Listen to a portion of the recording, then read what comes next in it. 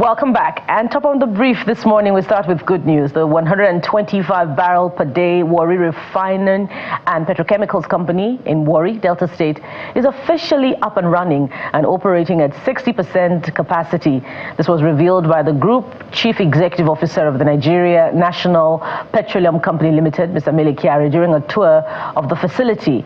A breakdown shows that 60% of the 125,000 barrel per day production draws down to 75,000 barrels of crude oil per day being processed by the facility. The Presidency, of course, that continues. Okay, so we'll move on to other stories now. From the refinery to the Presidency, was asked the Bauchi State Governor Bala to withdraw his threat to President Bala over the tax reform bills.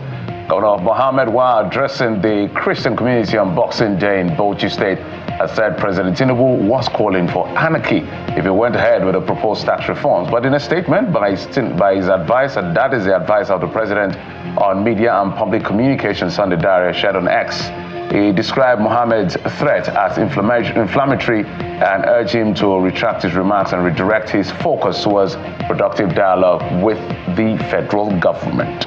Well, staying with the same issue now, the chairman of the Presidential Tax Reform Committee, Mr. Taiwo Yedele, has clarified that when implemented, the proposed value-added tax reform will reduce the cost of manufacturing by about 3.3%. In a post on his social media handles, he says the proposed VAT has positive implications for manufacturing, and he notes that he had to clarify questions arising from a recent meeting with the organized private sector of Nigeria. Now, the question is, how significant is a reduction of 3.3%? Well, it all goes back to the price of petrol and diesel, which has, a significant impact on the operations of the manufacturing sector. So if that goes down, then we'll be talking about a vibrant sector. All right, we'll talk about that, but let's take you outside the country, where the death toll from a road accident in southern Ethiopia has risen to at least 71 after a vehicle carrying a wedding party veered into a river.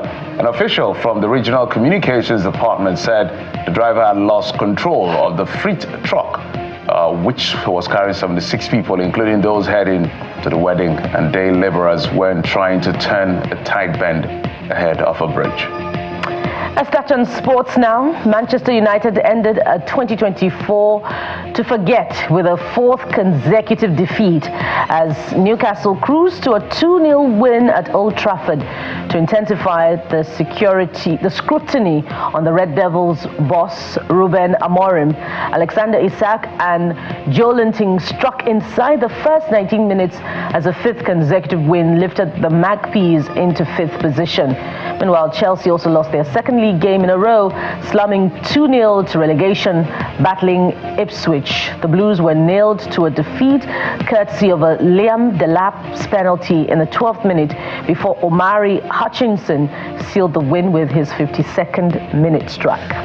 Well, and ending on the low for both clubs, but let's take you still outside the country. 5 people have been indicted in Argentina over the death of British singer Liam Payne, who fell from a Buenos Aires hotel balcony in October after consuming alcohol and drugs. Prosecutors said on Monday 3 of the 5 were charged with manslaughter and the other 2 with supplying the former One Direction pop star with illegal drugs.